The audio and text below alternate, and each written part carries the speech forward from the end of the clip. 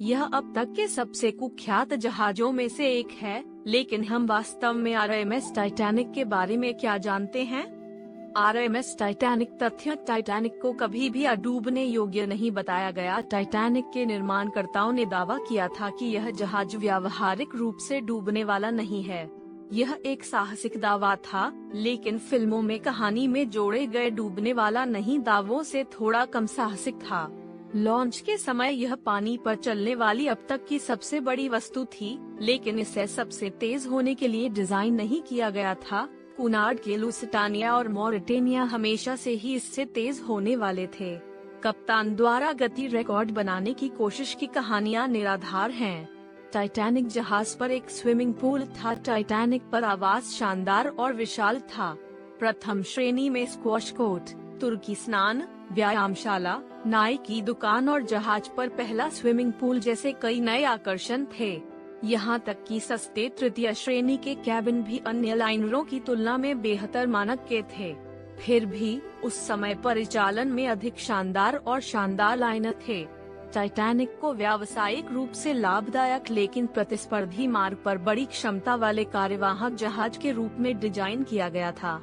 Titanic के दो सहयोगी जहाज थे। ओलंपिक 20 अक्टूबर 1910 को लॉन्च किया गया। 13 अक्टूबर 1935 को स्क्रैपिंग के लिए जारो पहुंचा।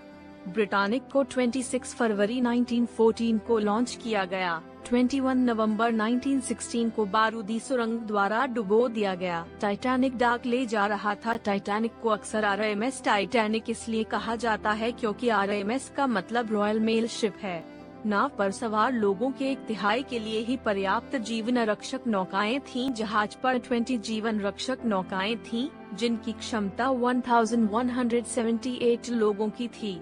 इस बीच टाइटैनिक की क्षमता 3320 लोगों की थी। देखें, टाइटैनिक से बचने वाले वास्तविक लोगों के तथ्य। आरएमएस टाइटैनिक के आंकड़े। टाइटैनिक वास्तव में एक शक्तिशाली जहाज था, लेकिन वह अपने युग के अन्य महान जहाजों की तुलना में कैसा था?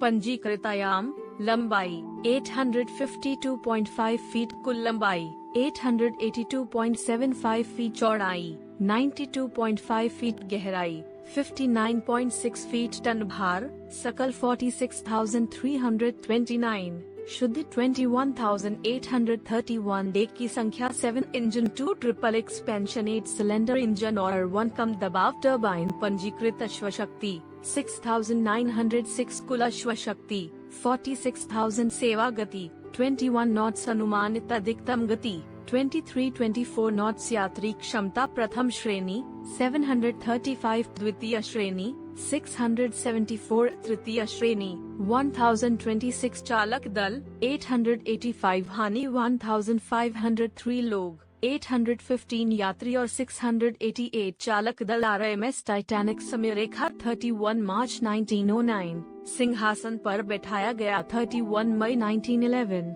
लॉन्च किया गया 31 मार्च 1912, पूरा हुआ 2 अप्रैल 1912।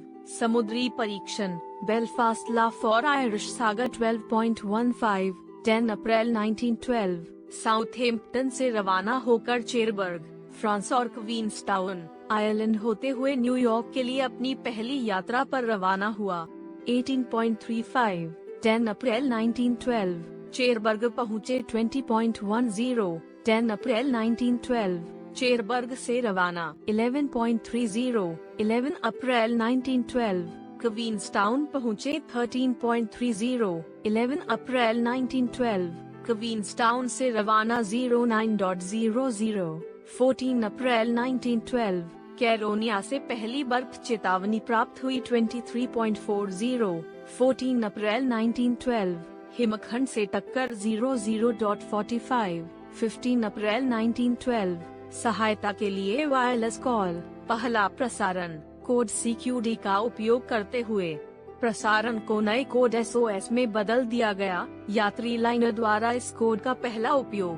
02.10, 15 अप्रैल 1912, अंतिम प्रसारण 02.20, 15 अप्रैल 1912, टाइटैनिक डूब गया। 04.10, 15 अप्रैल 1912, कारपेथिया द्वारा पहली लाइफ बोट उठाई गई। 21.25, 18 अप्रैल 1912, कारपेथिया न्यूयॉर्क में डॉक किया गया। 1 सितंबर 1985 संयुक्त फ्रांसीसी अमेरिकी अभियान द्वारा अटलांटिक महासागर से लगभग 2.5 मील नीचे टाइटैनिक के मलबे का स्थान खोजा गया।